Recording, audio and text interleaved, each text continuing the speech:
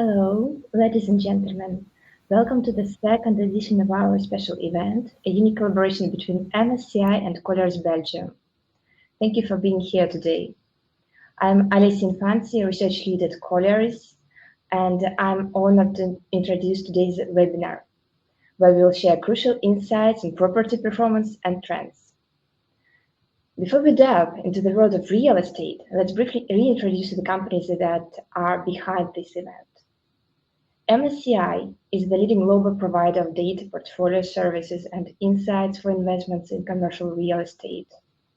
And Colliers Belgium is a part of international company, a one-stop shop for all real estate services, including agency, investment consulting, valuation, property management, and design. So now let's return to our agenda. From MSCI, we have Tom Leahy, Head of EMEA Real Assets Research, and Beatrice Genius, Senior Associate Real Assets Research. They will delve into European capital market trends. Afterwards, we will listen to David Vermeesch, Managing Partner of Colliers Belgium, who will provide insights into property market in Belgium and focus on office sector and ESG trends. Maud, a consultant from MSCI Real Assets, will share an outlook on climate focus and will moderate this event. Following the presentations, we'll have a question and answer session where you can be able to pose questions to Tom, David, and Beatrice. So, welcome to the second edition of the MSCI and Colliers webinar. Get ready to navigate these dynamic times with us. Tom, over to you. Thank you very much. Yes, and thank you very much for having me. It's nice to be here with you all again. So I'm just going to share my screen. So that should come up now. There we are. Okay, so as Alicia said, the goal is for Beatrice and I to talk to you for maybe 15 or 20 minutes, giving you an overview of what's happening in the global and European real estate capital markets using a combination of the transaction and valuation data that we have at MSCI. And then we're going to hand over to David, who's obviously going to dive into far more detail on the Belgian market. So Beatrice and my job is really to set the scene for David.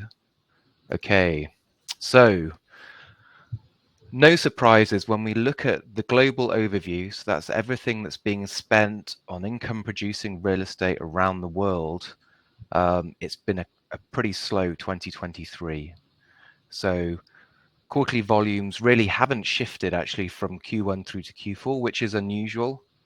Usually we see a little bit of a seasonality in the deal making. So Q4 is normally the busiest quarter of the year. But with all the rapid shift in the macroeconomic environment, with the rapid repricing and revaluation that's underway in many real estate markets, liquidity has fallen away very sharply. So there's a real lack of liquidity in the global transaction market. And that extends from North America through the core European markets into Asia Pacific and down into Australia. There's a couple of markets that stand out.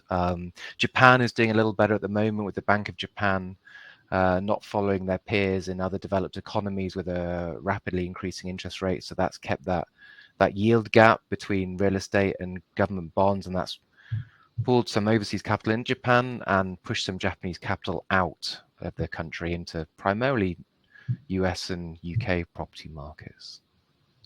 So it's been a tricky 12 months for the global real estate market. Of that, I think we can agree. What does the valuation data show? So 5 consecutive quarters of negative total returns. This is everything measured by us in our global quarterly property index. So it's over $2 trillion of institutionally owned real estate that we're measuring here. So you've got the capital growth, total return, and income return. And you can see the impact on the total return has really been caused by falling capital values, so negative capital growth. And a lot of that's being driven by the shift in the discount rate having an impact on property yields, which is impacting property pricing. I think the other point to make, though, actually, just before I move on, is clearly things aren't quite as bad as they were in 2008-9. So yes, we've had 5 quarters of negative total returns, but if you look at the comparison between now and 2008, when Lehman Brothers collapsed, the onset of the global financial crisis, we don't seem to be in that territory yet, at least in terms of the impact on capital values globally.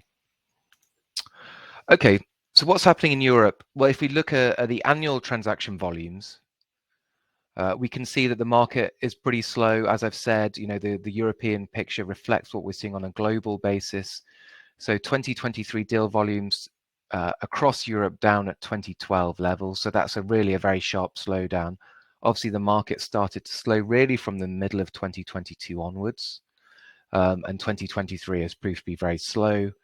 So if we look at the quarterly numbers, you can see that in a little more detail. So this is pretty much the same chart I just showed for the global market, but just focusing on Europe. You can see a little bit of an uptick in Q4 versus Q3. It may be with a little bit of the optimism that's creeping into the market around, especially around the possibility that the European Central Bank will start to reduce interest rates this year. It may be that Q3 was the low point in terms of the transaction volumes, but that's yet to be seen. And I'll talk at the end of the presentation about what needs to happen to bring liquidity back into the market. But yes, very slow period. Right, that's it from me for this first half of the presentation. I'm actually going to hand over to my colleague Beatrice, who's going to talk you through some of the country and sector stories. And then I'm going to tag back in when she's finished this section to just round off with some thoughts on the future and what needs to happen to kind of bring liquidity back into the market. So Beatrice, it's over to you. Thank you, Tom. Good afternoon, sorry, everybody. So we can see now on a detailed view of the deal volume by sectors and countries across Europe that is actually difficult to pull a positive story. The percentage changes year over year for the Q4 and for the entire year 2023 are all negative. Hotel, with volume only down 16% in 2023, is a sector looking better. Relative attractivity was driven by the recovery of the tourism activity that has occurred slowly but surely since the end of the pandemic. If it is sometimes not that easy to distinguish a touristic versus business hotel, the fact is that we have recorded a pickup in deal volume, especially in Spain and France, the two most visited countries. It was where in Europe, France and Spain, where most capital was spent into hotel acquisition. In Belgium, there was a good take-up of hotel volume in 2022 and beginning of 2023 only. Office is the most affected sector in this slowdown of real estate activity, but we will come back on this later.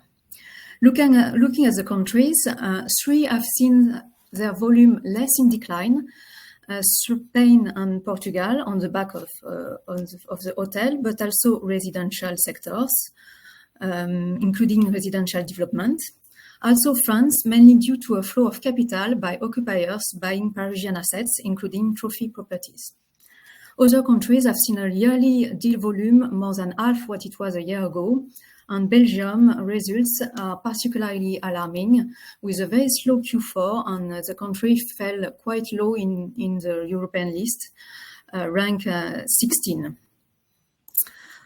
On the next slide, this is a way of observing the volume of transaction indexed to a pre-crisis peak of activity. It gives an idea of the severity of the momentum of the current crisis, because the slowdown of deal activity is actually almost comparable to the one during the GFC. So you can see for several countries here, some of them are starting to bottom out.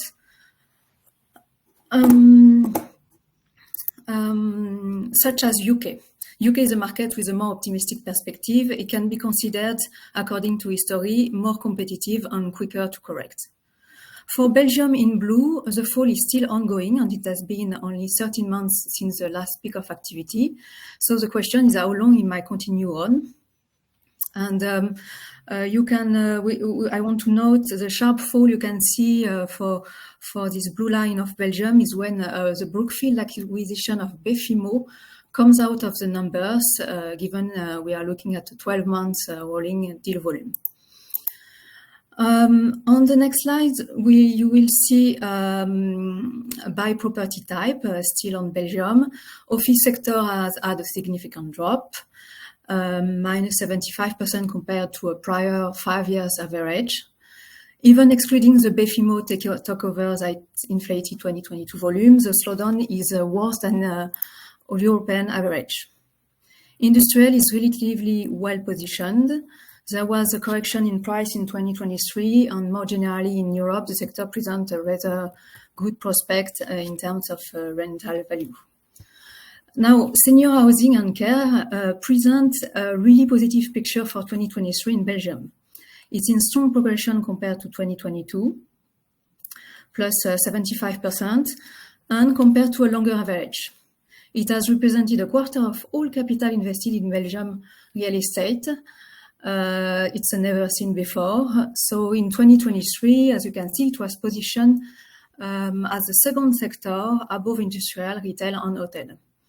A third of the capital was cross-border with fund or entities, foreign, specializing in health properties, and they are attracted by a Belgian market that has a large and mature operators system. Coming back on the next slide on a larger European picture, the office sector, it has seen in 2023 the worst year in terms of number of properties traded. It is true in major markets such as London, Paris, Berlin, and Stockholm, but also Brussels. The thing is that in Europe, compared to US, where working from home trend has taken a greater hold, the nature of cities, public transport, tighter job markets were supposed to have a property market less affected, but this is not the case. And our modeling of what is the gap between buyer and seller expectation when it comes to price shows that the difference between what each side of the transaction are willing to pay is far greater in Europe than in all major global markets. The gap goes up to 48% in Amsterdam.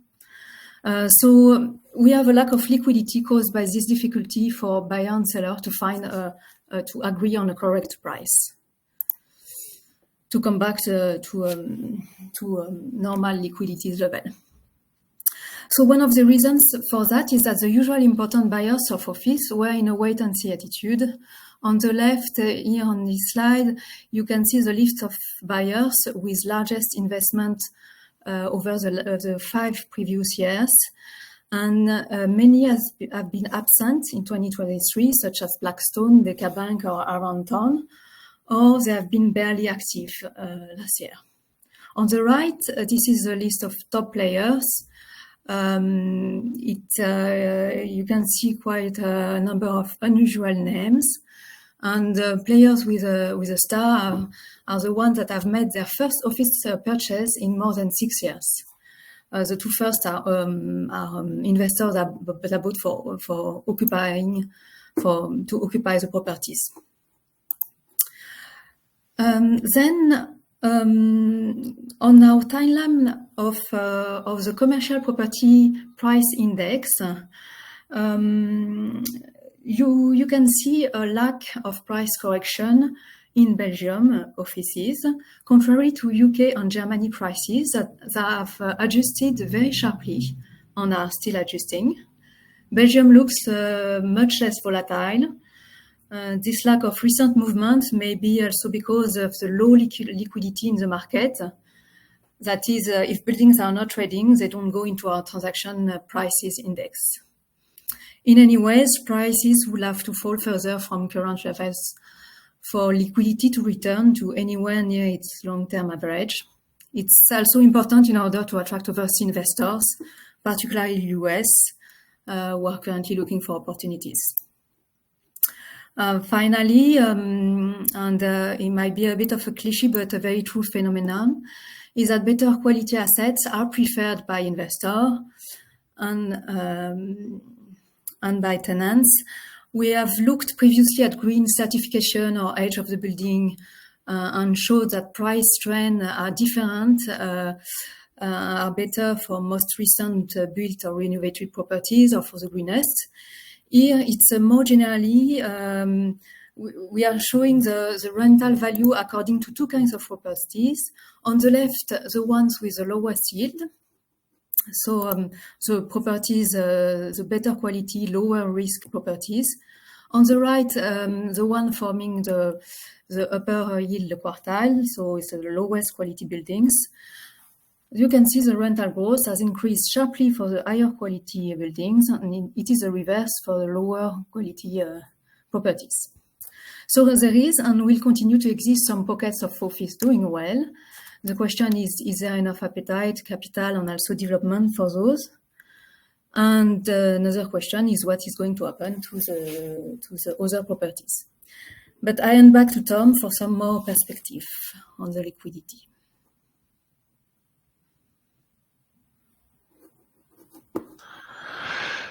Thank you, Beatrice. Okay, so I've got a couple more slides before I hand over to David to focus in on the Belgian market, as we said. So we sort of focused there a little bit on some of the challenges in the European office sector. Thinking more broadly, though, what needs to change to bring liquidity back into property markets across Europe? So I've sort of identified a few factors we think are important.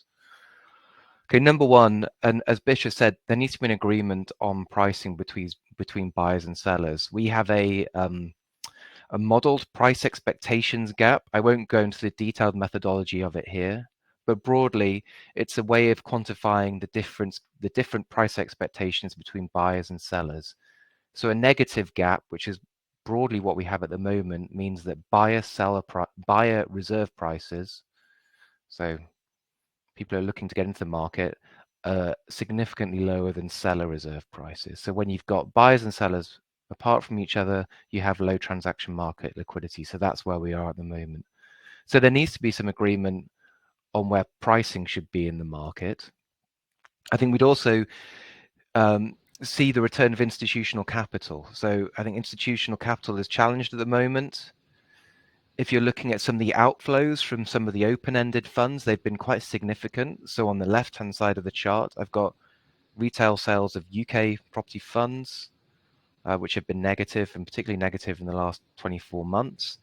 And on the right-hand side of the page, I've got net flows into European open-ended and ETF property funds.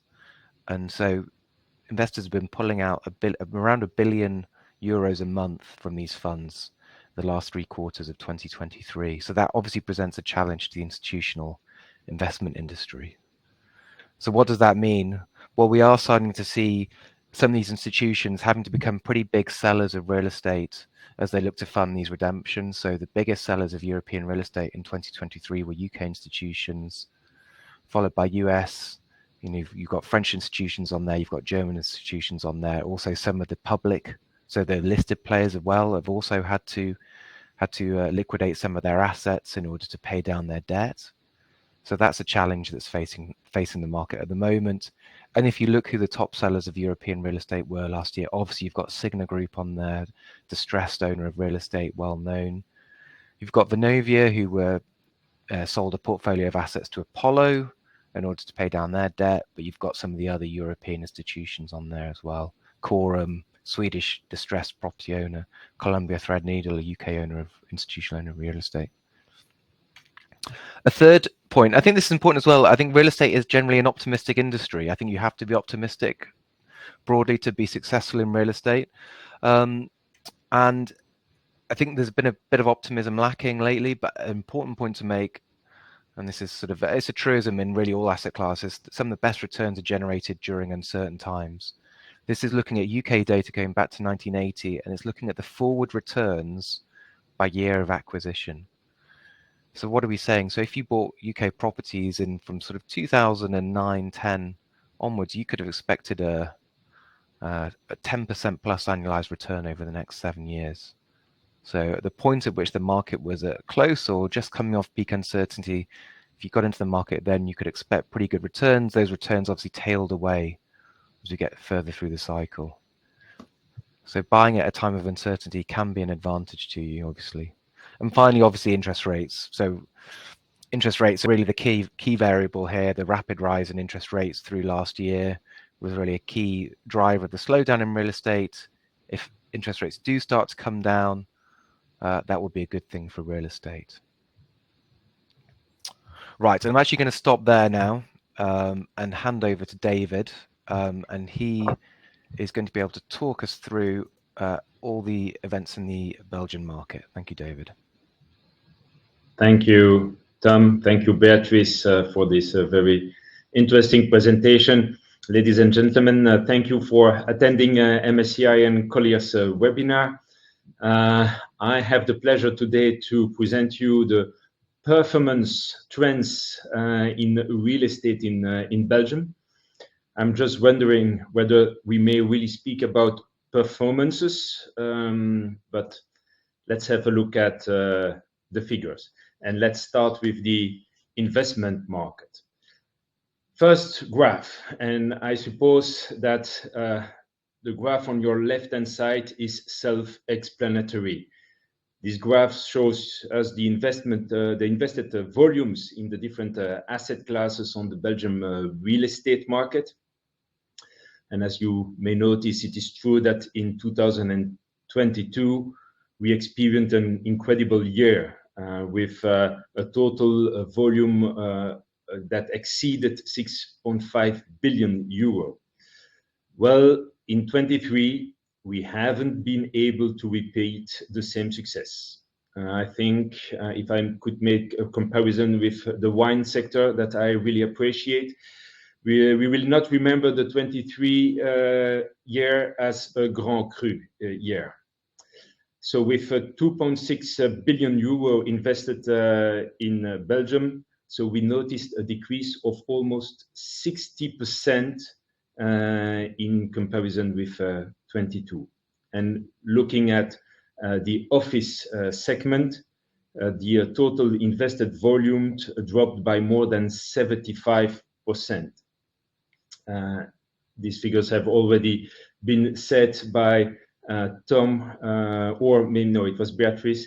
So sorry if I repeat some of this of some figures, but that's our presentation. Like also mentioned, the retail sector, and it's a little bit astonished maybe for you, has shown some resilience in 23, but this can be easily explained by an exceptional transaction that occurred end of 23 between Mitiska and Partners Group, a transaction of almost 200 million euro, and that had a huge impact on the retail investment in 23.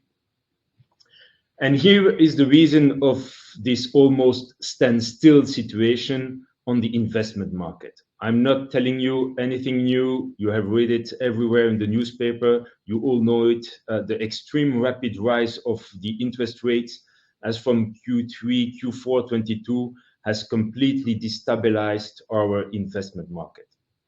So nowadays, most of the economists do predict a period of stabilization in the coming months. It seems to be that the inflation is under control, and so there will be, this will bring, I hope so, some visibility to the investors on a long-term basis. And that could be the signal for the restart of our investment market. But I don't want to spoil the party, but you will notice that the spread between the Euribor and the real estate yields has reduced to, let's say, 150 bips at the moment. The OLO 10-year that I checked yesterday pointed at 290. And as we all know, that real estate yields and OLO are correlated. So we suspect that the institutional investors will come back on the market in the near future, but they will request a spread of 300 bips between the OLO and the yields. So that means that some slight adjustments are still possible in the coming months. But the market was not completely still. We transacted, as I mentioned, more than 2.6 billion euro. Who were then the buyers? Well, mostly local equity players, like Beatrice showed us. Also in other countries, same story. As you will notice on the graph on the left-hand side, the cross-continental transactions have almost reduced by 50% in comparison with 21. And looking at Belgium on the right-hand side, in the period between 2019-2022, only 40% of the transacted volumes were realized by domestic players. In 23, the share of domestic players exceeded 60% of the transacted volume. And looking at the main foreign investors that have been active in Belgium in 23, you will notice that we haven't traveled very far to find them. Switzerland with Partners Group, Germany with MEAG, and France. So the foreign investors active in Belgium last year were mostly our neighbors. As mentioned, the market was mostly animated by local players. These investors are looking for opportunities on prime location at really interesting prices, and they expect higher returns. So they are not gaming for investment at 4 or 5%, but mostly aiming a double-digit return. Therefore, it is not surprised that almost 70% of the transactions occurred on the segment that we call opportunistic assets or value-add or redevelopment assets. The core transactions were very limited, while in the period between 2019-22, we noticed that 70% of the transacted volume occurred in core assets. The percentage this year decreased to 30%. It is very logical also then that the average size of transactions decreased also in 23. The private equity players looking for opportunities were not really ready to go for big tickets, and they would have some difficulties also to finance such a big tickets. So therefore, the average transactions dropped by 50% in comparisons with the 5 years average, and to settle at a little bit less than 20 million in comparison with more than 40 million in the past. While speaking about banks, I would like just to stress out something. It's that on the Belgian market, the Belgian banks are supporting the sector. And we noticed once again that in comparison to other European countries, we don't have, till now, a real distressed situation or distressed assets on the market. We haven't noticed any comparable bankruptcy as we could have in Austria, Germany, or in the UK. I saw Signa on the graph of Beatrice. We see that the bankers here in Belgium have taken the time to speak with their clients, the developers, and have demonstrated a certain flexibility to support the market.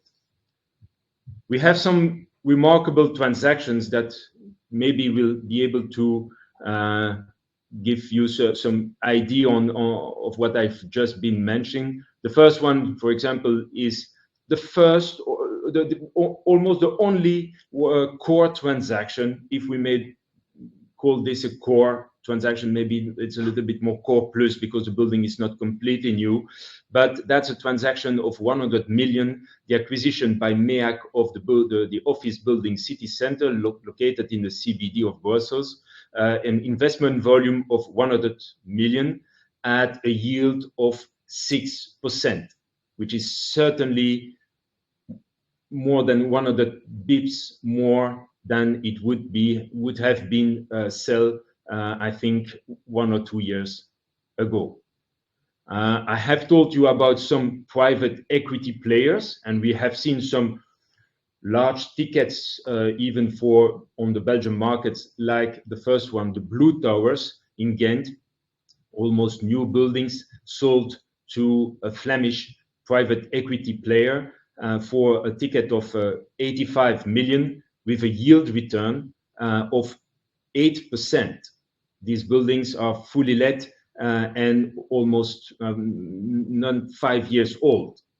Then we have also seen some more value add or development transactions like the Boreal with Gelamco, a building that is owned, well, what it was in the portfolio of Deka, German fund, or also the Eiermarkt with a transaction of a local investor that has acquired the building for redevelopment. We have seen same situation in logistics with yields of above 8% on a building in Nivelles with local asset managers like Whitewood, and in the retail sector, I already mentioned the transaction between Mitiska and Partners Group for 5 shopping malls in Belgium, but it was part of a larger portfolio for about 200 million euro. So at Colliers, we expect that a first semester in 24 in the same mood as last year. That means that we will still meet private equity players on the market seizing good opportunity. We only expect a comeback of institutional investors when the financial market will have been able to prove a certain stabilization, and that could occur in Q3 24. But one of the reasons why these institutional investors will come back on the market is linked to the ESG evolutions. That will be, ladies and gentlemen, the future energy of the real estate market dynamic in Belgium, but I'm sure not only in Belgium. At Colliers, for example, we organize an annual survey towards almost 400 investors all over the world. And it is interesting here to compare the evolution in the mindset over a period here represented of 3-year time. While in 22, 21% of the investors considered that ESG was only a kind of consideration in their investment strategy. In 24, 25% of the interviewed investors admitted that ESG was the most important factor in their strategy optimization. Most of the investors were also keen to mention that the expected increase in value of ESG compliant assets will be around, they estimated, around 20% for logistics, residential, office assets. And it is for sure that the spread in value between new and old buildings in all asset classes will continue to widen in the future. And as this increase in value will make it possible to invest then in the necessary renovation for energy inefficient building. And this is, ladies and gentlemen, what will occupy us for the next 10 years. And it will bring the new dynamism in our market. But, ladies and gentlemen, a volcano grumbles under our feet. There is a collective awareness amongst all decision makers that we have to go for more green, more sustainability, less CO2. And our work environment does not make an exception to this trend. The cocktail of energy efficient buildings, new way of work, home working, well-being and ergonomic office spaces, soft mobility policies, that will all, ladies and gentlemen, bring tremendous movements in the office sector in the coming years. All CEOs are facing the same constatation. The office environment does not fit the new way of work. The office floors are almost empty on Monday, Wednesday, and Friday. Employees are not motivated to come to the office if they don't live a different experience than the one they get at home. And attracting talents. The work environment, the office floor, and the location of the office building are important factors in the decision of new talents to choose for a new employer. For all that reasons, the occupants will have to reorganize and to invest in their office space. But why should they do this capex, this investment in an old building? They know that they will leave that building before 2030. What's the aim then to invest in the interior organization, the fit out, if they know that they will have to move in the coming years to a more energy efficient building?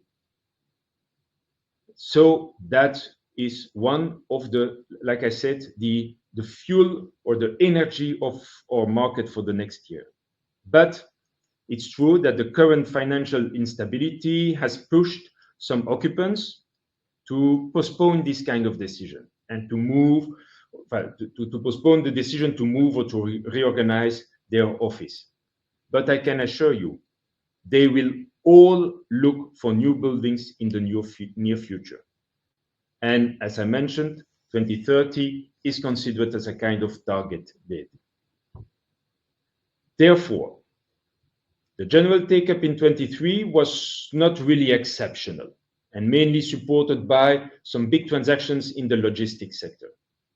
But in 24, and certainly as from 25, that will be the years of the renewal of office market in the occupancy market.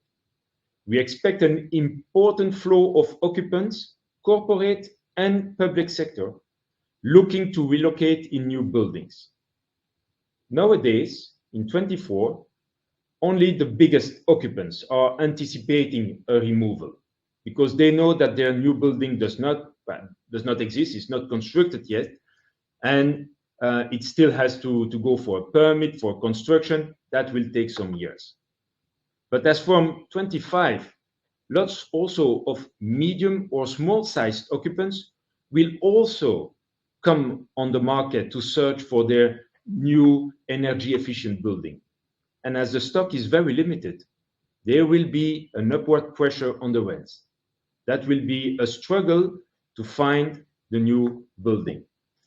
And this general trend in Belgium is, well, can be noticed in all regions. The general trend of the rising of the rents. As you can see here, prime rent in Brussels has achieved 375 euro per square meter. In the Flanders, we exceeded 200 euro per square meter, 210. Wallonia, it's a little bit smaller market and a little bit less dynamic, and we achieved 185, but I'm pretty sure that there too, in some cities like Liège, at a railway station location, we will also exceed the 200 euro per square meter. Some transactions, just to illustrate the point, like I said, 375 euro in the Leopold district, which is the EU district, where the European administration concentrate was achieved, but in other districts we also achieved 345 in Brussels, or one of the 200 euro in the Flanders. The amount of occupants looking for grade A building is more and more important with the years. At Colliers, we do at the moment accompany corporates, administration for a total of 200,000 square meters.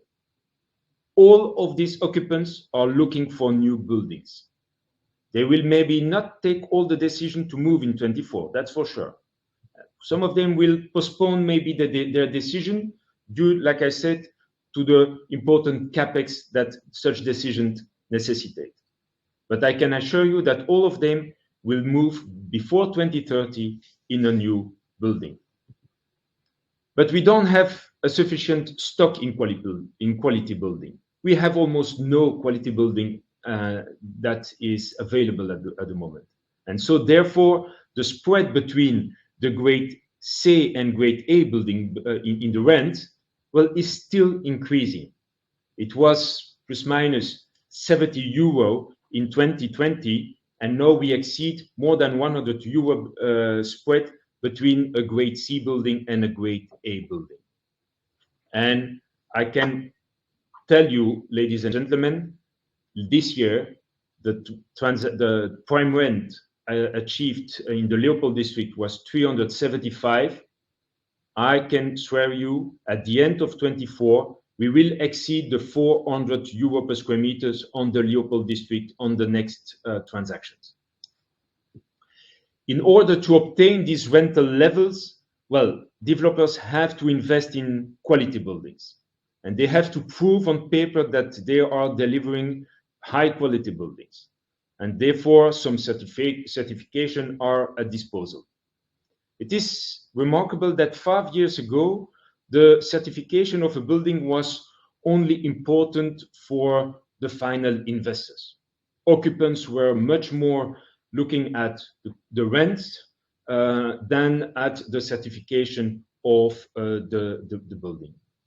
Well, nowadays, developers are aiming much more than one certification. They are aiming for 2, 3, 4, even sometimes 5 different certification for their projects, and most of these certifications are dedicated to the occupants, and that is a new phenomenon on the market, but that proves that the occupants are looking for a new buildings, a new kind of buildings with new services, with new with other well, services and efficiency. This slide, which represents the vacancy in Brussels, the evolution of the vacancy in Brussels, but also while differentiating the quality of buildings, well, it shows us that we have a problem in Brussels. In 2010, on the vacancy rate, 26% of the vacancy areas were quality building. That means that some buildings were delivered at risk and were not pre-let yet. You see, nowadays in 24, we have almost 0%. It's 3% of the vacancy which is located in quality buildings. Almost all new projects are pre-let before their delivery. Some transaction, once again, to illustrate the point, we had some transactions with the EU Commission, and we expect quite a big transaction in Belgium for 24, as the EU Commission will sell 30 buildings they occupy to one fund that will then be in charge of the renovation of these buildings. But in the meantime, the EU Commission has taken 2 buildings in 2 new quality buildings in Brussels to settle their administration. On the left-hand side above, another administration that has taken, it's Wallonia Brussels for the education department, has taken a long-term lease on a building of Befimo, 9,500 square meter at 250 euro per square meters, and other transaction also in the Flanders in Wallonia. Ladies and gentlemen, if I had to summarize this presentation, and if I would like you to remember, is that we expect a high demand for office space in the coming 2 or 3 years. That these occupants will only be looking for new properties that aren't on the market yet. They aren't constructed yet. And therefore, the rents will increase. We will have a landlord market. The landlord will choose who will be his tenants and who he will and which condition he will impose. As the financial market are stabilizing, well, institutional investors will slowly come back on the market. We expect that in the 6 months, in the next 6 months. We still expect a slight value correction, a light value correction in the next month, and the market will mostly be animated in the first semesters by private equity players looking, like I said, for higher returns. The institutional investors, they will also have to make some trade-off in their portfolio for ESG reason. They will have to sell their old buildings in order to invest in new buildings, and that will be most probably in the 6 months that this kind of transaction will occur on that market. For that reason, we don't expect that 24 will be a tremendous different year than 23, will be almost in the same mood, but will be the start of a new dynamism on the Belgian market. And I thank you for your attention. And I think that Maud has still some information or some slide to share with us about the ESG topic. Yes, thank you very much, David, and for your insightful presentation on the Belgian market, and also because it's an excellent transition to talk a bit more deeply about ESG. And as you said, ESG is now a key strategic element of investment for investors and also for tenants, because as you just said, tenants will be looking for ESG, green ESG and green buildings in the near future. So what we wanted to share with you today to go a bit deeper on this topic is a forward analysis also on climate risk, because climate risk is also a part of ESG considerations that currently real estate investors need to take into account, and on how it can impact climate risk, the value of investment portfolio in the future. So I'm going to share my screen and I will show you a couple of slides. And just after this short presentation on climate risk, we will also have a Q&A session with our audience. So really briefly about why analyze climate risk. So at MSCI, we are analyzing climate risk on listed side and also on real estate. And what I wanted to share with you today is that to analyze climate risk, you need to use a climate scenario. And it's not just at MSCI that we are using climate scenario, of course. When you talk about climate change, IPCC, and here it's a slide it's a graph from IPCC report. You can see a different climate scenario which are used to model the impact of global warming until 2100. And as you can see, due to the current implemented policies, we are not really close to reach 2 degree or 1.5 scenarios. This is why IPCC really recommends to make efforts to the institutions to limit global warming to 2 degree or to 1.5 degree. And when you use climate scenario, it offers a common framework for everyone to work on that. And the idea for MSCI and for real estate today is to see how we can use those climate scenario and how we can estimate the risk of climate risk into the future. So the solution that was developed by MSCI that you can see on the screen, it's a solution that analyzes physical risk and transition risk based on the climate scenario I just exposed. So for physical risk, we analyze six risks in the future: extreme heat, extreme cold, coastal flooding and civil flooding, tropical cyclones and wildfires. And the idea is to analyze them in an optimistic way, meaning that we will reach 1.5, but also in a less optimistic way, for example, considering the world will be reaching a 5 degree until the end of the century. And we also analyze transition risk. And here, real estate investors are really today confronted to transition risk, because basically transition risk, it means reducing the carbon emission of your assets. And this is something you mentioned, David. Right now, environmental consideration is really keen for investors, and reducing the carbon emission is part of it. So with this solution, we modelize the efforts to make financially for the investors if they try to reach 1.5 degree or 2 degree in the next years. I mean, until 2050. The other reason for investors to use a climate scenario and to use the modelization of climate risk is that it's because it's also very much asked now by regulations. So you may have heard of TCFD, SFDR, and more recently of CSRD. And all of these regulations are asking investors to consider their risk on the physical side and on the transition side. And here also, this is a concern that investors are facing. And the kind of analysis we are presenting can help them to answer those regulations. So in really concrete terms, what does it give for Europe, the climate risk analysis that MSCI provides? So here we have analyzed on a sample of more than 35,000 assets the climate risk due to physical risk, so due to extreme cold, extreme heat, coastal flooding and fluvial flooding, tropical cyclones, and wildfire until 2100, and the impact on the value of the portfolio.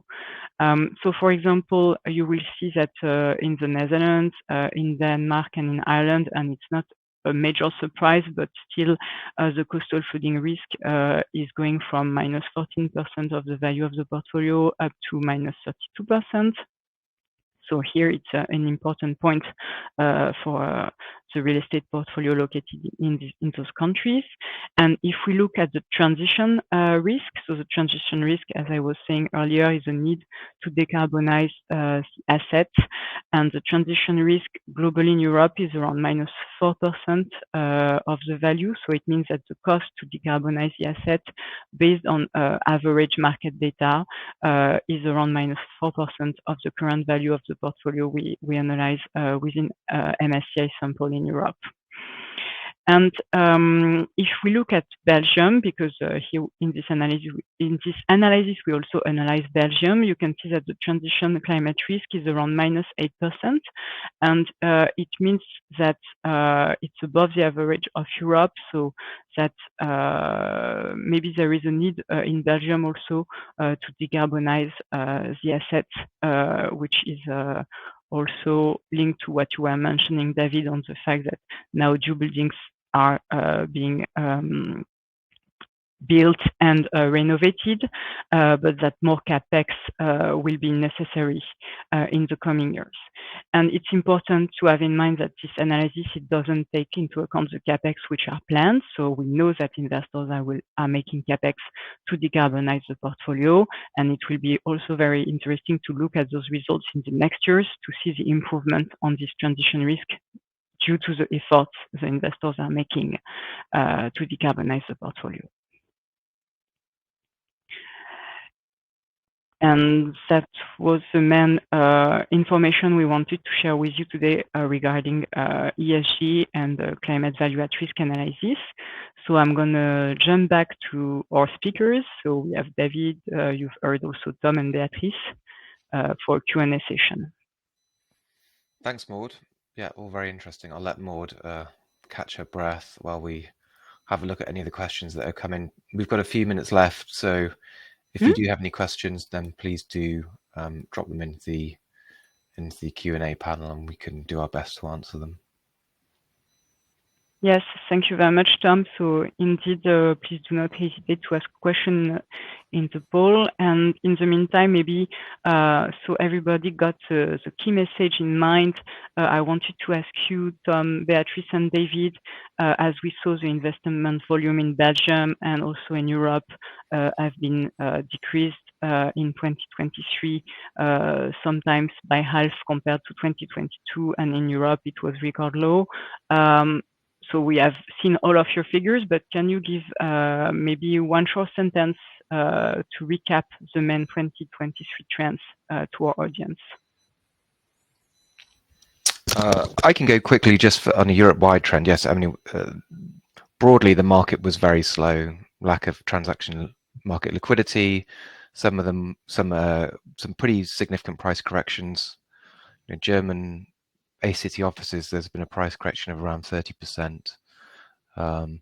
Pretty major price corrections in parts of the industrial market as well, but that's actually bringing capital back in. So I think there's a focus on parts of the market where we're seeing tension in the occupier sectors, particularly so as David was saying, better quality buildings where there's likely to be a shortage of stock, undersupplied industrial markets, but yeah, a slow period for the market, not a grand cru, as David said. Yeah. Like I said, we started 23 with a completely financial market which was destabilized due to the very rapid increase of the interest rate, and all institutional investors at that time said, "Okay, I'm not going to invest in a building. What's the price today? What's the return I may expect on a real estate investment?" We were on core assets, transacting buildings, core buildings beneath 4%. And at the beginning of 23, we had interest rates that were above 3%. So there was, we had a problem to convince institutional investors to come on the market, and so there was a standstill. And from the seller's point of view, we had developers that have been working maybe for years on developments, coming then with a nice product on the market, completely new buildings, completely let, core, all certification, and with opportunistic investors telling them that they are going to acquire this building maybe for 5 or 6%. They said, "Oh, I'm not selling at the price. I was expecting 4% on my investment." So we had a year 23 without any transactions because buyers and sellers were not speaking the same languages. And then as from, let's say, Q3 of 23, well, we had some more private, like I said, opportunistic investors coming with own equity and say, "Okay, it's the time for me to make the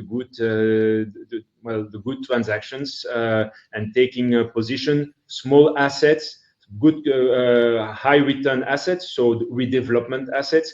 And that's what we did and what we are still doing in our capital market department at the moment. Except on the logistics, that where I must say that there are still some mostly local investors still looking for a good location and core assets, but we have on a very small territory, a very high concentration of logistic buildings and a very high logistic market in Belgium, being really central, and with some harbors like Antwerp and Bruges and Ghent. So we have a quite stable logistic market, even if in 24 we are expecting a slowdown in these classes in these asset classes. Thank you, David. I can see a couple of... sorry, go on, Beatrice. Maybe you want to... No, just to add on what David just said in terms of opportunities on some on pockets of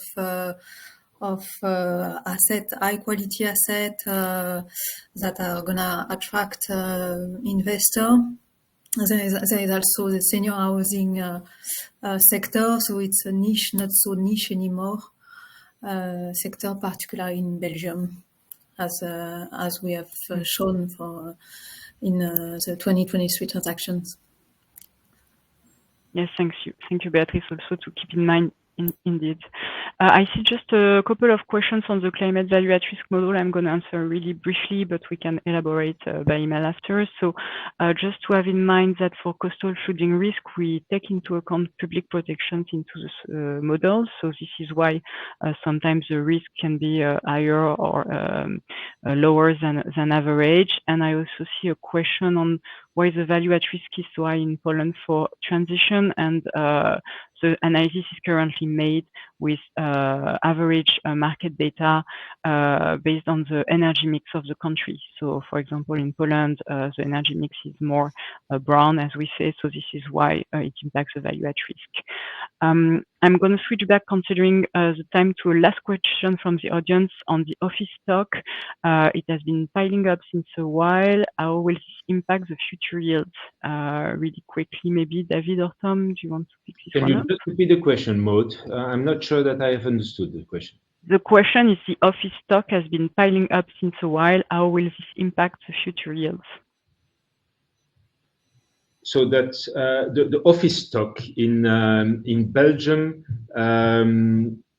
will the office stock will change, and that's for sure that we have too much office stock. It's we have too much offices, and there are offices that are badly located and that will be transformed to other use.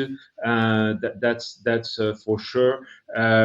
And we have a trend that is already started some years ago, of reconversion of old offices into residential, hotels, student housing, whatever you want, also senior housing. And so we are diminishing the stocks, and due to the fact of this new way of work and home working, we see that companies are looking for more qualitative building, but they also most of the time then reduce also their offices. So we tend to say that the office stock will have to reduce also in the future. It's sometimes a little bit difficult to really measure that diminution, because we see most of the time is that companies do reduce their private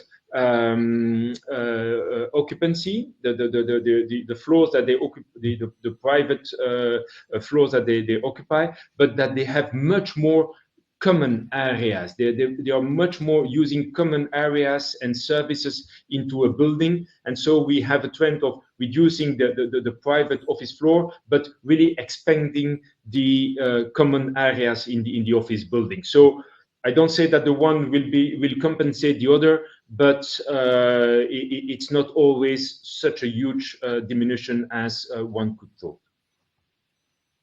Thank you very much, David. I see we are running over time, so I think there is another question, but we can answer it after the webinar. Thank you very much to our speakers today. I think we have covered a lot, so please do not hesitate to reach out to us also if you want to have more information. And thank you very much for you to attend this webinar. And we hope to see you also at the next edition. Bye-bye. Thank Thank you. Bye-bye. Bye. Bye.